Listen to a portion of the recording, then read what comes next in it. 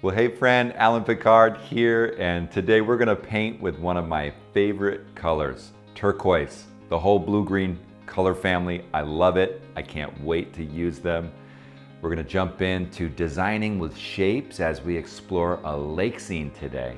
Can't wait to just get right into it, so let's dive in.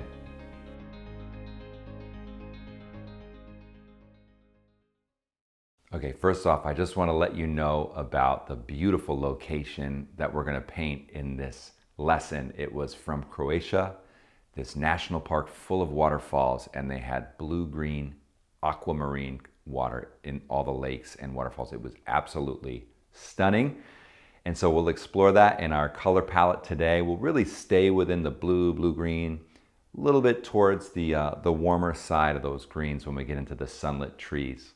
And for our surface, we're going to use the UART 400 black. It's the premium mounted board, and it's wonderful, lots of fun. If you haven't tried it, you definitely want to check it out. If you're wondering about surfaces, what pastels to use, what materials to use, I really want to encourage you to check out two different resources that I've made for you. Maybe you're new to pastel or just exploring. The links to those will be in the description, along with corresponding videos tell you all about pastels and surfaces that I recommend. Louise said, love this information. It saves time and money for beginning pastel artists.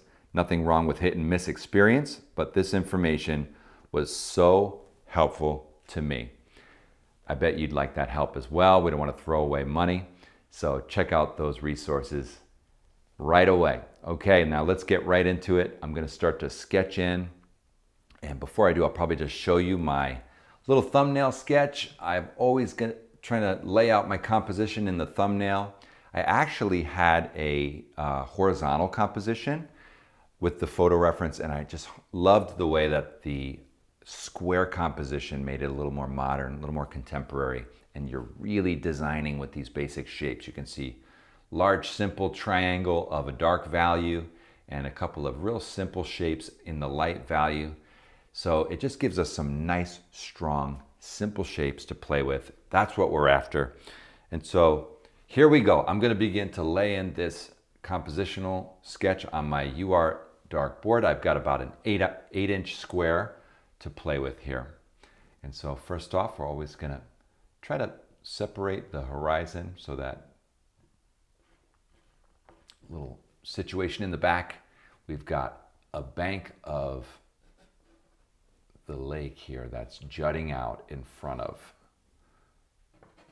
the scene in the background. So what I'm going to try to do is really try to stick to the simple stuff, just separate the large masses.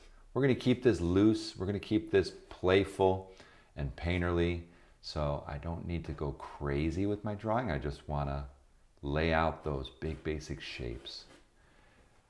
You'll notice a lot of my focal point is in this area. It's kind of center right and just above center. I wouldn't want to put a bullseye right in the middle, so I'm really trying to lay out to have a nice spot here where the light's gonna rim the edge of these trees, right in that center right area of the scene. So whenever I'm sketching in, I'm squinting my eyes. Now, it's always a little weird if you've never done it to sketch with a lighter color on a darker board. And the UART black is not quite black, it's like a dark gray. So you could, in fact, sketch with black if you really wanted to. Check out where this little background mountain scene.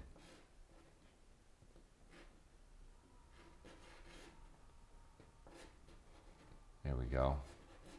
So we've got the sky, the mountain scene, the trees. We need this reflection in the water.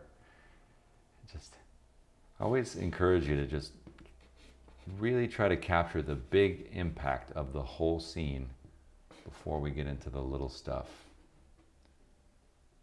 And I'm sketching with a blue-green, so get myself right in the mood here. We're going to be very direct with this pastel today. So there is a value transition right in the water here. We see these wonderful reflections in the water. And I actually have a little shot of light movement on the top of the water. I'm going to locate that. All right, we're just about there. So I've laid that in. Now we'll just start to mass in.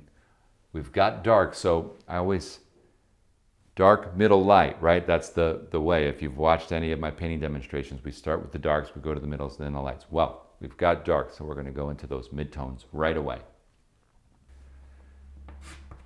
Okay, I actually am going to use a little bit of blue-green here.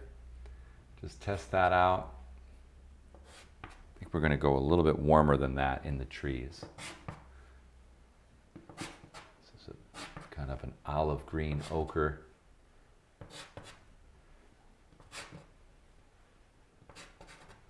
So with these small paintings, I like to try to be pretty bold and just lay those marks down. Here's a dark blue-gray. You'll notice this is darker than the board. I'm still, believe it or not, looking for that dark value. I lied to you. I said I would go lighter, but I really want that dark to be anchored in my scene, nice and strong. Let me just put that edge of the water between the grasses and the water in. It's an important little component.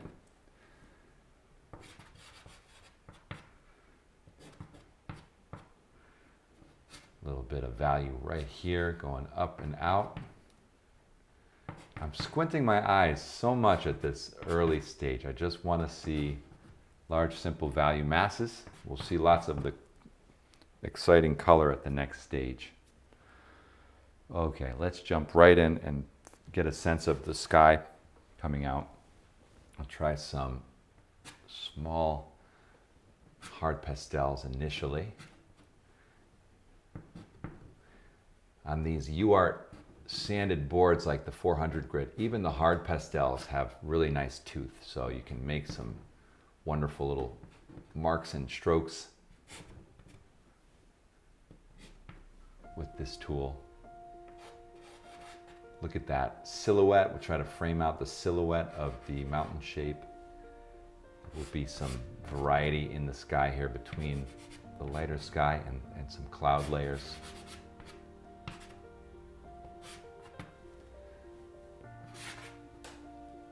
Let's try just a bit darker. It's raining here in the Northeast today, so it's nice to imagine a beautiful lake day. I'm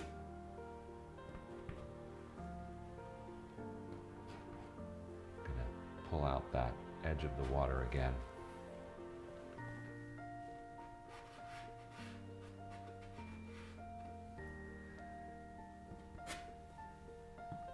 And begin to create some reflections on this beautiful lake.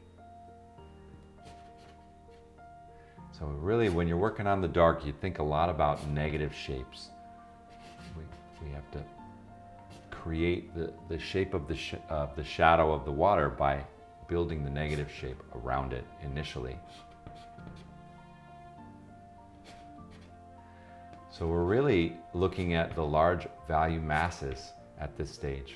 I want to think more than anything about simple value shapes and composing them. I'm going to jump up here and put a little aqua, it's a blue-green, a very light tint of a blue-green aquamarine toward the horizon.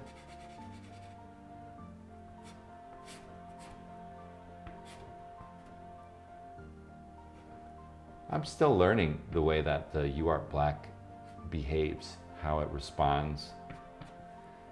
And it's been a lot of fun to explore and discover, kind of a whole new technique for me. Let's jump in and get some lighter value on the water here. You can see from my thumbnail, lots of light value in that area.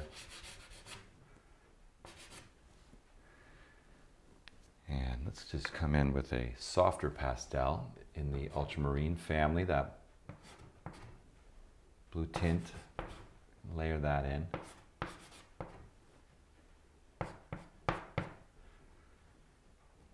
get a nice contrast developing. So as you can see, I'm going to create the tree through creating more texture right at the edge as we build this up. Okay, let's push in some mid-tone or middle lights in the blue family. Come right in and get some color on here. That's it. People often ask me, do I use the hard pastels first and the soft ones second? That is the traditional method, but I kind of go back and forth. I tend to use thinner application early and then a heavier hand as I get confident about the layout and the colors. Let's put a little bit of this blue right at the edge of the sky up high where it gets a little darker. Okay, we need a nice color in here. Let's find something greenish blue. Does this work?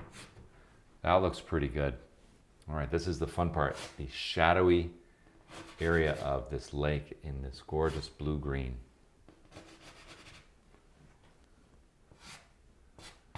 This lake was full of fish. You could just look down from the bank and you'd just see fish swimming everywhere. Such clear water.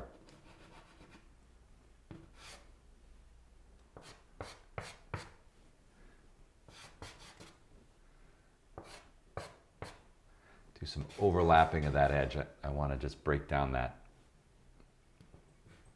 strong edge at first. We'll build it back up, of course. But I need to get this color mixing in.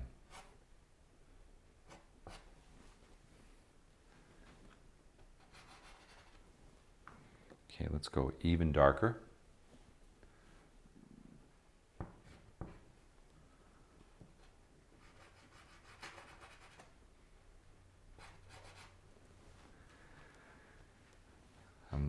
The dark value shape that I'm creating is created by a reflection in the water. So I want to make sure that I'm thinking about how what's above it relates to what is being reflected in the water.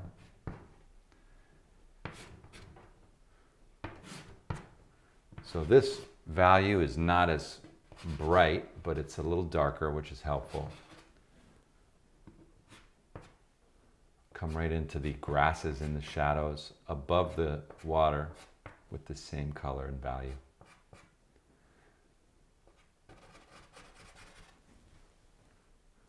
Let's just break down that edge a little.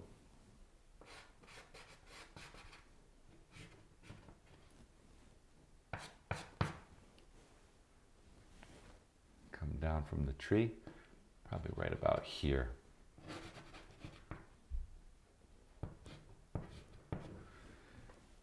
Make sure we get that reflection finishing off in the right spot.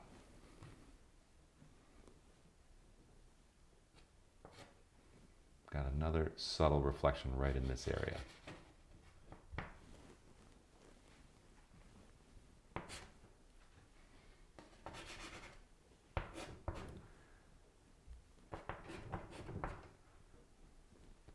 Just going to work a little transitional color and value between that blue and the lighter area.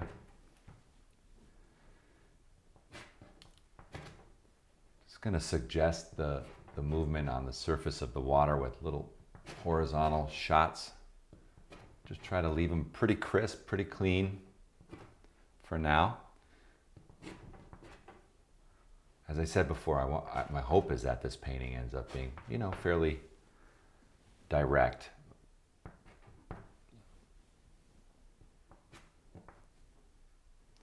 Let's get this little area of light water in.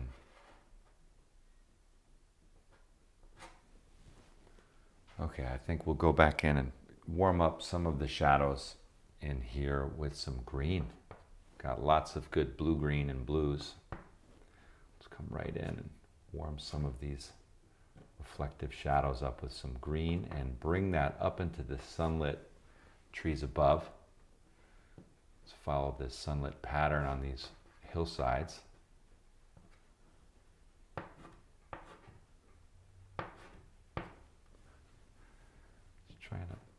chop it in with some side strokes. We've got to go to a blue in either a little more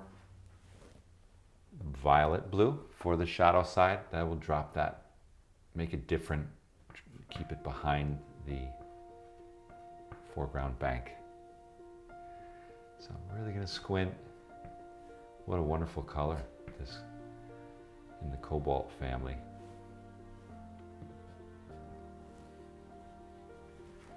Okay, I'm just making sure this lands where it belongs because I don't want this hillside roaming in directions it isn't invited. That's pretty good. And then just cutting in a little deeper into here with the negative shape. Now we're going to actually rim light this foreground bank. That'll help separate it with a much warmer yellow-green, which is not there yet. As we use this color, I do want it to show up a bit in the water, so I'm just going to drop it into the water here. So we capture that. This pastel is so soft, it's literally crumbling in my hands. I bet it's a schminke. Has that feeling. Those beautiful, soft German pastels. Great for painterly effects. Now you'll notice I'll just put it in the water here and there. I'll just drop it in some of these transitional spots because I like that little bit of crisp color. And it's harmonizing. It allows me to harmonize the palette. Maybe I'll put just a bit inside there. There we go. Okay, let's get in here and build in that sky a little stronger. I'm going to grab another tint. Tint means white added to the pigment, tint of ultramarine. And I can actually hatch with it as well. So, if you just use the tip of the soft pastel and apply those linear strokes, you can hatch, create a little more texture. Let me just take a look. Yeah, let's just come in and we'll hatch in at the edge here. And I'll go back to some of my big broad strokes. Probably just move over to the turquoise family again, which is blue-green, and do some nice solid side stroking with a tint of a turquoise. Let's get that right in here. We'll start to really get this tree to come alive. Now, as you can see, it's really a negative shape creating the suggestion of a pine tree. Often I'm asked, do you do the background first and then put the tree over it? No, I really just build the positive and negative shapes and I create some interaction at the edges of them. But this is very direct. Okay, look at that. We've got that tree starting to come out. Let's play with this edge a little more where we used that gorgeous blue. I do need one value lighter to put a distant tree line. So let's work at that. Let's see if this will work. It could work. Get it nice and clean. And I may need to go one value darker than this, but we're going to try this. The mistake would be to go too dark with this layer of hillside. We want to create that feeling of atmospheric perspective where this sits back behind the other layers. So let's see if that'll work. I've got just one slightly darker version that I'll mix in.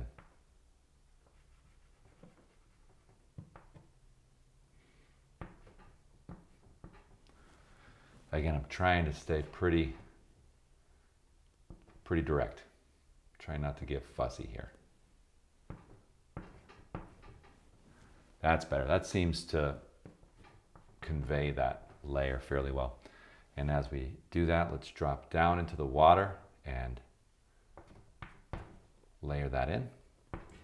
Continue to build up the texture on the kind of windy surface of the water.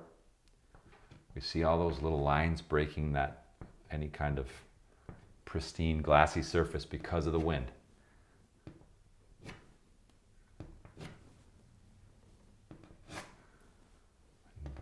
richer blue here.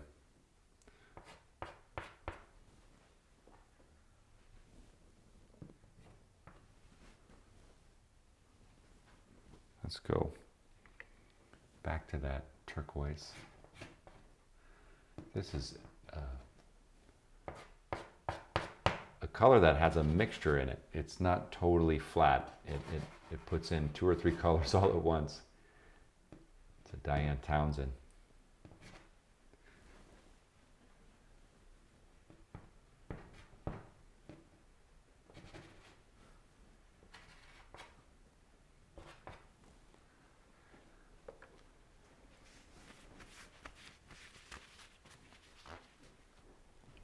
Okay, we're almost ready to put that light in, but I want to clean this up a bit first. So I'm going to jump back into the sky and use, believe it or not, a little bit of white over here to convey some cloud layer, just so I can understand that full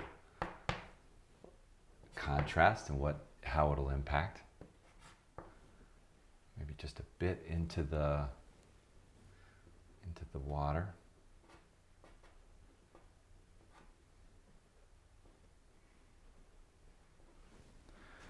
To get in there, I'll just use a hard pastel.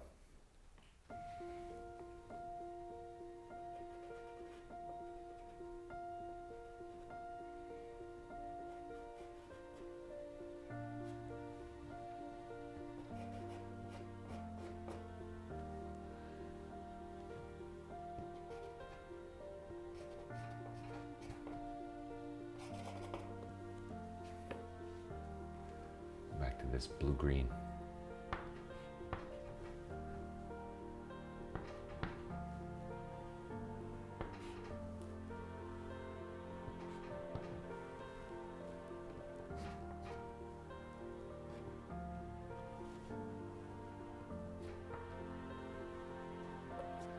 Just to mix it up, I think I'll add one just slightly pinkish or lavender color into the sky, just to break up all the blue. One of the things I'll do sometimes is when I sense that I need some variety, I'll add something, but I may push it back if it overdoes it or if it doesn't quite feel balanced. I can always push it back by laying the same color, the blue-green family, over the top of it again. But sometimes you just need something to mix in there and break it up. Bring a little interest, a little difference.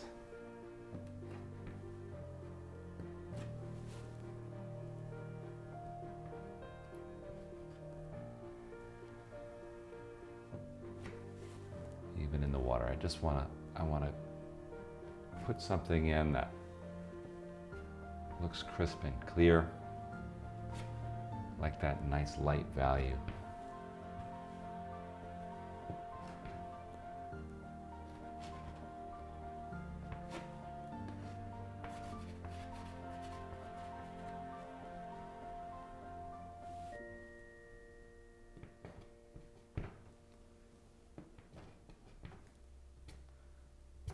Just touch that with my pinky and pull it, and that'll give me a bit of that windswept, wet look.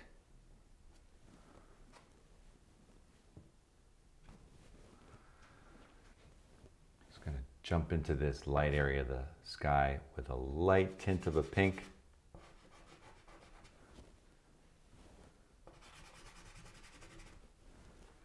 I really want that contrast against those mountains and hills.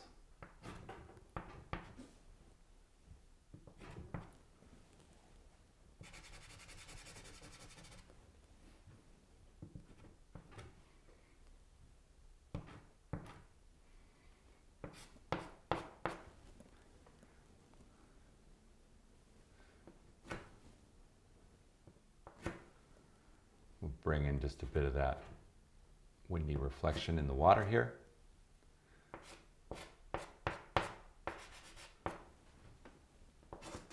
trying to keep these nice strong shapes communicating in a simple way. Okay, I'm gonna just try to add a little green. I'm gonna use my new Pastel, break off a piece and add a little green into this.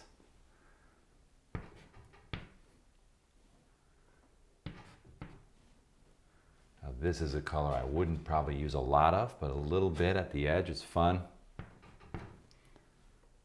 We're going to get into these warm sunlit colors in a moment. All right, I'm going to use a yellow chartreuse green and just begin to play with areas that are receiving sunlight at the top of these pine trees.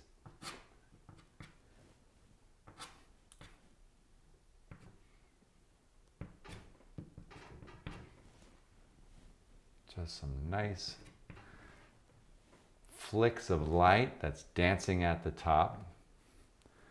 I'm going to use a soft pastel as well. Similar color, just a little darker. I believe it's darker. These are Terry Ludwig's. So as you can see, nice big chunk of pastel there. We want to be bold and leave it right at the edge. Create this rim light effect.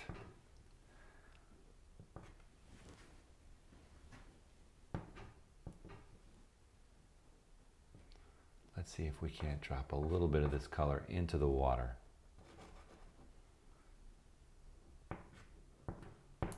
Sometimes in the water we need to blur it a bit, so I might need to do something soon to create that blurring effect. But now I'm just going to follow this edge and see if I'm in need of a little more sunlit right up in here. Right down into the area here we get some light. Okay, I'm going to darken into the mid-tone with this color.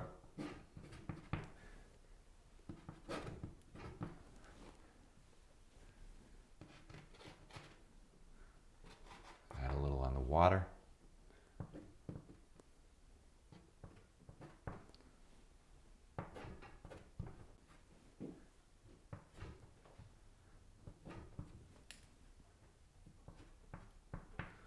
As I finish this little bit of green on the edge, I need to get back and do some refinement.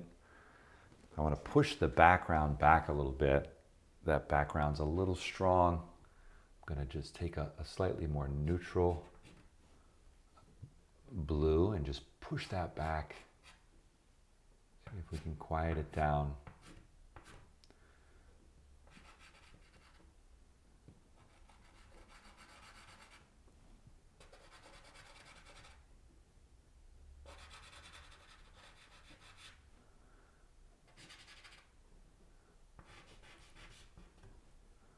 Adding some blue-gray in with these to push that back a bit.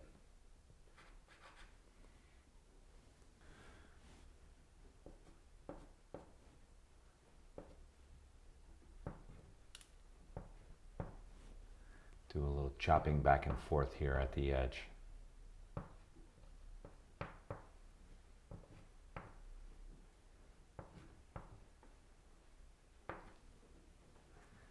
So we've got a light and shadow pattern on that distant hillside, but it needs to stay behind these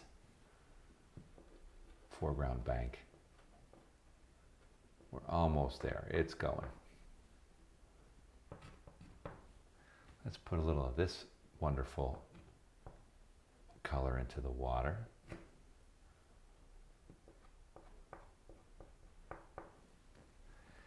Every time we mimic those colors, we harmonize the palette from the sky to the water, create those reflections.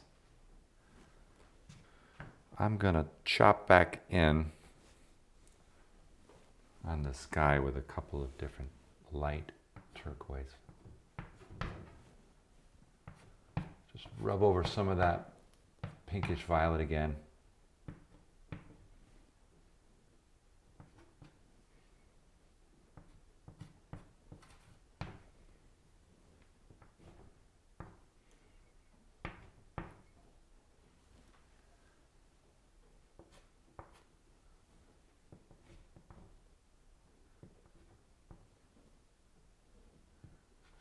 A little more lit area in the water.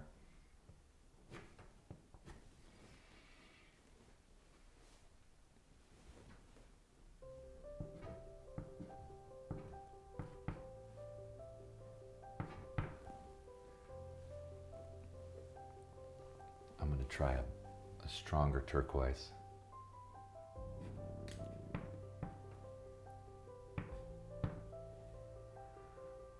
This is it. I just love this color. This mid-tone turquoise, blue-green. It just makes me happy.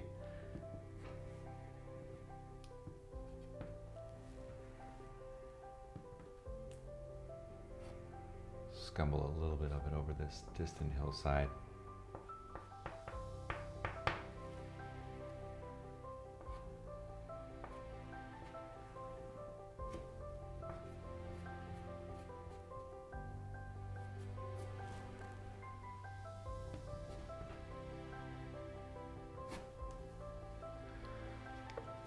Grab a tint of a lighter blue.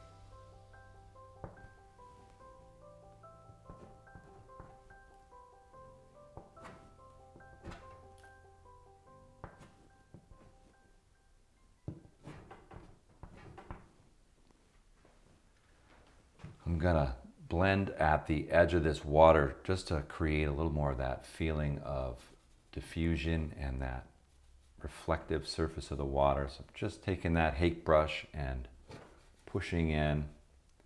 Now the intention here is, whenever I do this, is to then lay fresh color back on top. But sometimes you just need to get a little bit of hazy diffusion working for you.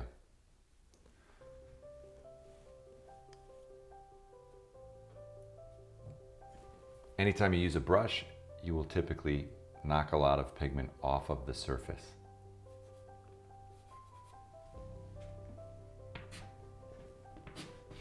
Let me see, I'm going to find that wonderful blue-green family. And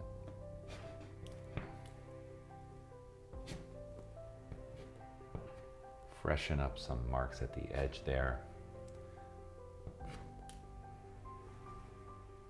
Maybe a little bit more of this blue-green.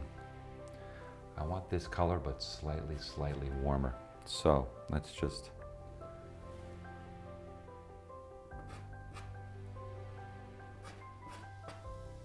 this is way too warm, so I'm trying to mix a couple of pastels to get what I'm looking for. A little more sense of grasses here.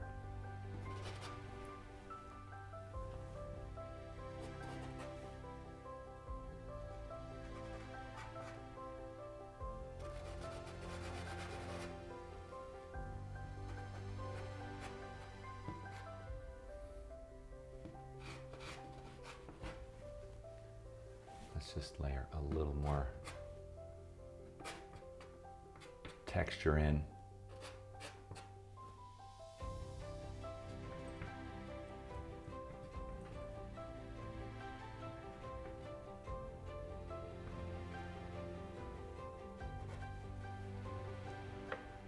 Come back to that pink tint and Freshen up the edge of this water with some reflective marks. After you blur an area with a brush or any kind of blending effect, bringing some fresh, crisp little marks on top really helps.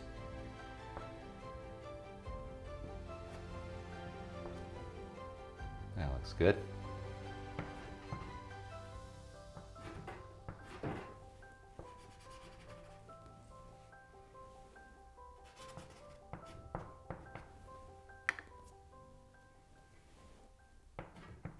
Light ultramarine.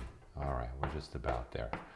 Let's just pop in. We're going to pop in just a couple of bit of highlights here, a little bit more yellowish hints to really accent up that rim light on the trees. But before we do, if you like this video and you enjoy learning in this way, go ahead and like that video right now. Share it with a friend. If you haven't yet, we want to keep this community growing, and keep putting comments in the comment section below. Let us know what you're thinking, questions that you may have, and just keep that community going. It's wonderful. Subscribe so that you can continue to receive new videos in the days ahead. Love to continue to connect to you this way. But let's finish the video right now with these last little marks. So get back in with that wonderful, strong yellow-green, and just at the edge, freshen up some marks right out in front here. Really get that to sit. Here we go, look at that. It really sits forward. Just a bit on the water. It's probably enough. And a couple of light turquoise sparkles, not quite as bright as those last ones, but still visible.